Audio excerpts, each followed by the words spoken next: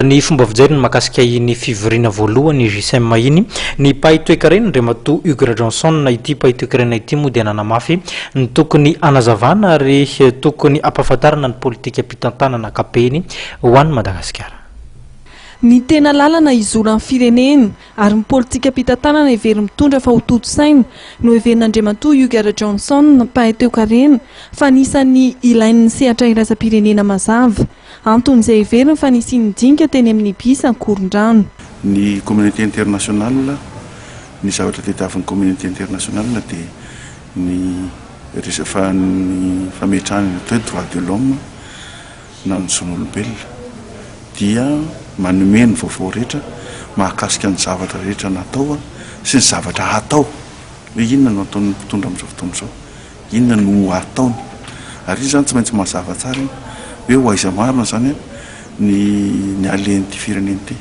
Ka raha mbola tsy mazava izay zavatra dia mino afa mbola ho sahirana eto. Ka io zany tsara mazava tsara hoe ao anatin'le fihavanam-pirenena inona ny atao, iza ny manao anitsy, iza ny manao androa, tsy maintsy mazava tsara ilay izy. Eo amin'ny fitantanana ny arena kapobeny na ny arena kibon'ny tany zany na ny arena natiala sy ny karazana zany dia tsy maintsy fantatra hoe inona ny atao.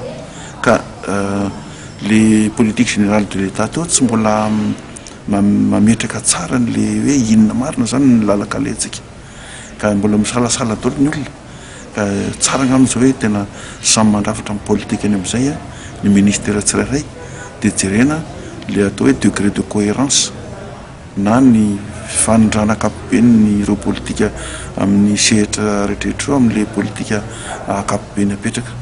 Dia eo zany no ahitana hoe aiza amin'izay ny olona ny hiditra, fa raha mbola tsy misy an'izay le cohérence zay amin'ny rehetrarehetra mbola sarotra be zany ny anampin'ny olona antsika. Zava-dehibe abdingana tsy maintsy ho tanterahana aingana ny fanitsiana ny teti-bola-panjakana 2024 araky ny fijerin'Andriamatoa Hugues Johnson. Le ministère zany miova na ny anarany fotsiny aza dia mbola io zany mbola ho zaraina. Ohatra zany tsika amin'ny teny hoe ny fitsaram-pahefana lasany amin'ny intérieur dia tsy maintsy le inona le mankany amin'ny intérieur zany ny vola rehetra, ny fitaovana rehetra, ny olona rehetra. Ohatra zany zao dia efa mametraka fanontaniana teo ny saraka ny hydrocarbure sy mine dia ahoana koa zany ny rehefa mitambatra indray zany dia inona ny atao. Zany zavatra rehetra zany zany tena mila fanontaniana mihitsy ilay izy. Fa le izy zany mila fandiniana lalindalina eo amin'le zavatra rehetra izay mety hitondrana an'ilay izy. Fa le député amin'izao fotoana izao koa ve afaka hiditra amin'izay zavatra izay.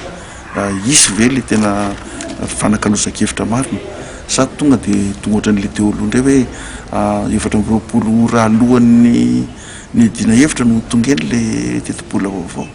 Heverin'Andriamatoa Hugues Johnson fa tokony samy manao ezaka avokoa na ny fahefana mpanantanteraka na ny eo anivon'ny antenimieram-pirenena amin'ny fijerena ny lalàna momba ny fanitsiana ny teti-bola-panjakana.